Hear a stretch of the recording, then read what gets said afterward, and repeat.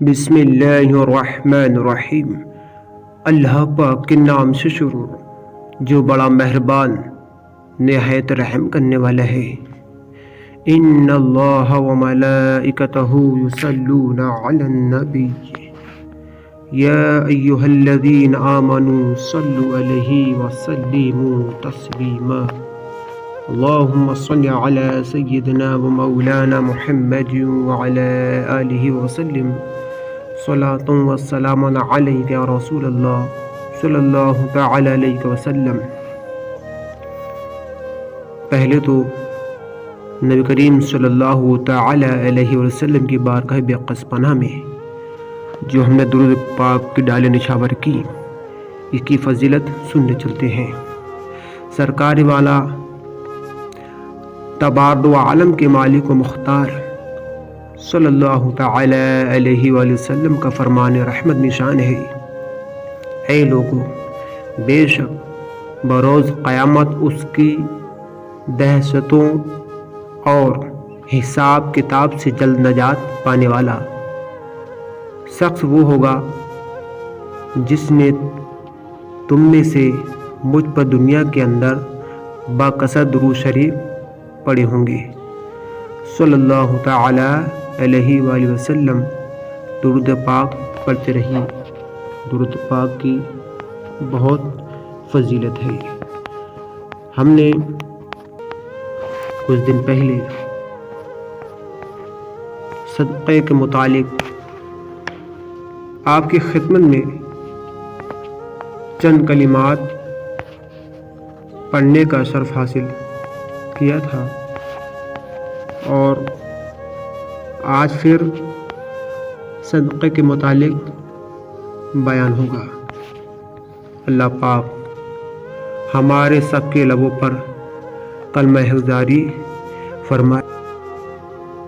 جنت میں گھر کی ضمانت۔ آئیے اس واقعات کو سنتے چلتے ہیں۔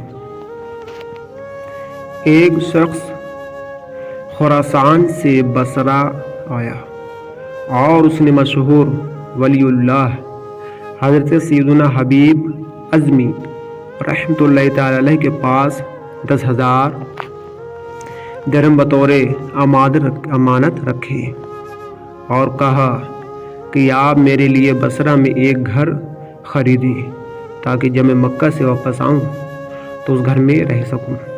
یہ کہہ کر وہ چلا گیا۔ اسی دوران لوگوں کو آٹے کی مہنگائی کا سامنا کرنا پڑا تو حضرت حبیب ازمی رحمۃ اللہ تعالی علیہ نے ان درموں سے آٹا خرید کر صدقہ کر دیا۔ اس نے کہا گیا کہ اس شخص نے تو آپ سے گھر خریدنے کے لیے کہا تھا، تو فرمایا میں نے اس کے لیے جنت میں گھر لے لیا ہے۔ اگر وہ اس بات پر راضی ہوگا تو ٹھیک، ورنہ میں اسے 10,000 درہم واپس دے دوں گا۔ پھر جب وہ لوٹا تو پوچھا، اے ابو محمد رحمۃ اللہ تعالی علیہ، یہ حضرت حبیب ازمی کی کنیت تھی کہ آپ نے گھر خرید لیا؟ جواب دیا، ہاں، محلات، نہروں اور درختوں کے ساتھ۔ تو وہ شخص بہت خوش ہوا، پھر کہنے لگا میں اس میں رہنا چاہتا ہوں۔ آپ رحمۃ اللہ تعالی علیہ نے فرمایا میں نے وہ گھر اللہ تعالی سے جنت میں خریدا ہے۔ یہ سن کر اس شخص کی خوشی مزید بڑھ گئی۔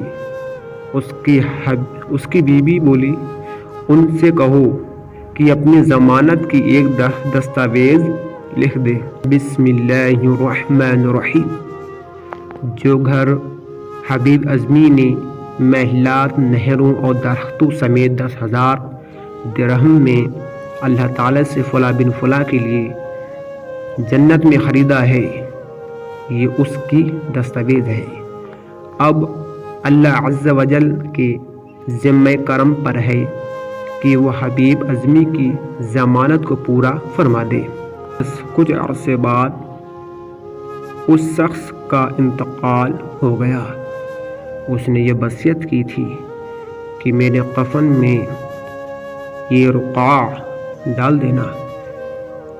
تدفین کے بعد جب صبح ہوئی تو لوگوں نے دیکھا کہ اس شخص کی قبر پر ایک رقاع ہے جس میں لکھا تھا کہ اے حبیب اعظمی کے لیے اس مکان سے برات نامہ ہے جو انہوں نے فلاں شخص کے لیے خریدا تھا۔ اللہ عز و جل نے اس شخص کو وہ مکان عطا فرما دیا۔ اس مکتوب کو حبیب اعظمی رحمت اللہ تعالی علیہ نے لے لیا اور بہت روئے اور فرمایا اے اللہ تعالی کی جانب سے میرے لیے برات نامہ ہے۔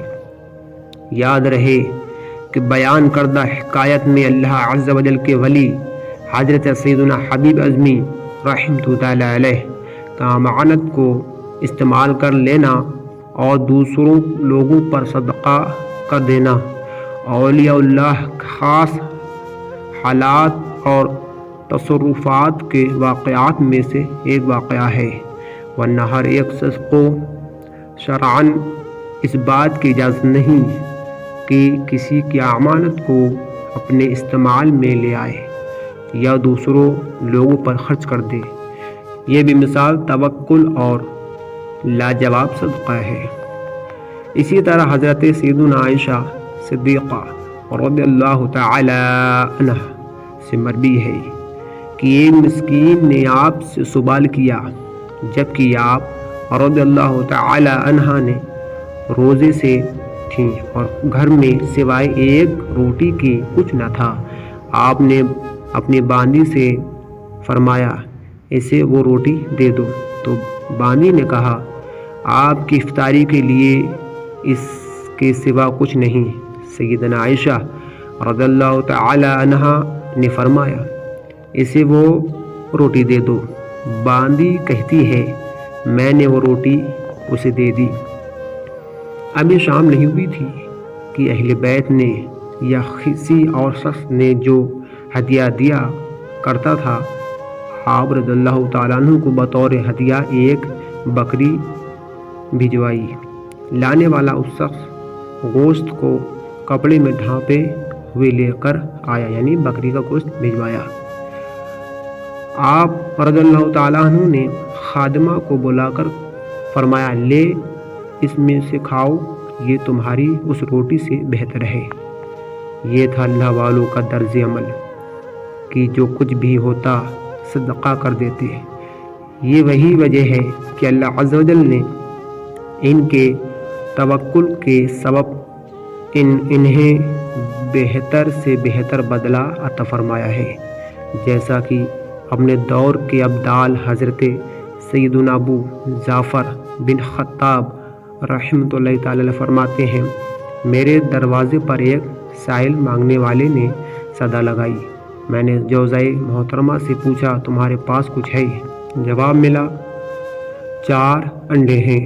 میں نے کہا سائل کو دے دو۔ انہوں نے تعلیم کی، سائل انڈے پا کر چلا گیا۔ ابھی تھوڑی دیر گزری تھی کہ میرے پاس ایک دوست نے انڈوں سے بھری ایک ٹوکری بھیجی۔ میں نے گھر سے پوچھا اس میں کل کتنے انڈے ہیں؟ انہوں نے کہا 30۔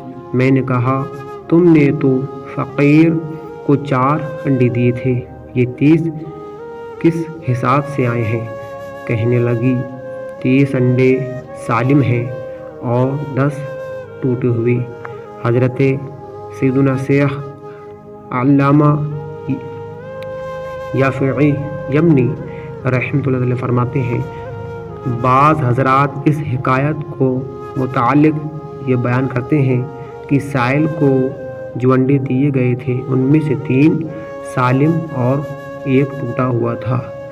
رب تعالیٰ نے ہر ایک کے بدلے 10 انڈے عطا فرمائے، سالم کے عوض سالم اور ٹوٹے ہوئے کے بدلے ٹوٹے ہوئے۔ اللہ پاک ہم سب کو صدقہ کرنے کی توفیق عطا فرمائے۔ ہمارے اسلاف بزرگان دین رحمۃ اللہ تعالی علیہ نہ صرف خود و کثرت صدقہ و خیرات کیا کرتے تھے بلکہ دوسروں لوگوں کو بھی اس کا کار خیر کی بہت ترغیب دلایا کرتے تھے۔